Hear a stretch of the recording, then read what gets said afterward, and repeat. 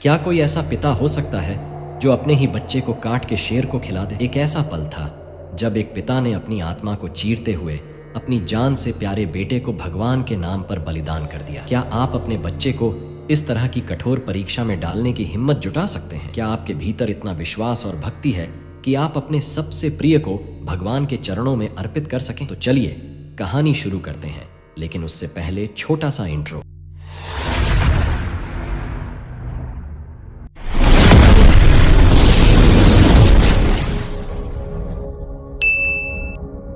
महाभारत का युद्ध समाप्त हो चुका था। चारों तरफ धर्म की विजय का जय घोष था और पांडवों को विजय मिल चुकी थी। लेकिन इस जीत के बाद अर्जुन के मन में एक अलग ही अहंकार पलने लगा था। कन्हैया ने मेरा रथ चलाया, मेरे साथ हर कदम पर खड़े रहे, इसलिए मैं ही उनका सबसे प्रिय भक्त हूँ। अर्जुन के दिल में यही विचार घर कर गए थे। परंतु कृष्ण ने यह देखा कि अर्जुन का यह गर्व उसे सही रास्ते से भटका सकता था। वह जानते थे कि अर्जुन को यह एहसास दिलाना होगा कि भक्ति का असली अर्थ सिर्फ सेवा और समर्पण में है, न कि आत्मगौरव में। श्री कृष्ण ने निश्चय किया कि अर्जुन के इस भ्रम को तोड़ने का समय आ गया है। अर्जुन, तुम एक अनोखी परीक्षा देखोगे। कृष्ण ने मुस्कुराते हुए कहा। अर्जुन, जो भगवान के आदेशों का पालन करते हुए उनके साथ चल पड़ा, न जानता था कि यह यात्रा उसकी पूरी सोच को बदलने वाली थी। श्री कृष्ण और अर्जुन ने साधुओं का वेश धारण किया और एक शेर के साथ जंगल से होते हुए राजा मोरध्वज के महल पहुंचे। मोरध्वज, जो अपनी दानवीरता और भक्ति के लिए विख्यात थे, किसी भी अतिथि को खाली हाथ लौटने नहीं देते थे। जैसे ही राजा मोरध्वज को खबर मिली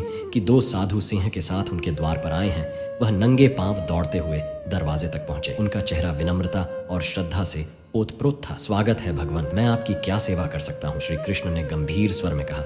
राजन, हम तभी तुम्हारा आतिथ्य स्वीकार करेंगे जब तुम हमारी एक शर्त मानोगे। राजा ने बिना कोई संकोच किए कहा, हे साधु, आप जो भी कहेंगे मैं तैयार हूँ। फिर श्री कृष्ण ने कहा, यह सिंह नरभक्षी है। यदि तुम अपने इकलौते पुत्र ताम्रध्वज को अपने हाथों से काटकर उसे खिला सको तो हम तुम्हारा आतिथ्य स्वीकार करेंगे। राजा के चेहरे पर डर और असमंजस का भाव आ गया। उसकी आंखों में आंसू छलक आए, लेकिन उसकी भक्ति और अतिथि धर्म के प्रति निष्ठा ने उसे कमजोर नहीं किया। उसने कांपते हुए कहा, भगवान, मुझे आपकी शर्त स्वीकार है, लेकिन मुझे अपनी पत्नी से अनुमति लेनी है। राजा महल में लौटे और रानी को सारी बात बताई। रानी की आंखों से आंसू बहने लगे, लेकिन उन्होंने कहा, राजन, हमारा पुत्र भगवान से बड़ा नहीं। मैं अपनी सैकड़ों संतानें भी इस धर्म के लिए त्याग सकती हूँ। जब राजा और रानी अपने 3 साल के प्यारे बेटे ताम्रध्वज को लेकर लौटे, अर्जुन की आंखों में विस्मय और असमंजस था। उसने भगवान से पूछा, माधव, यह क्या हो रहा है?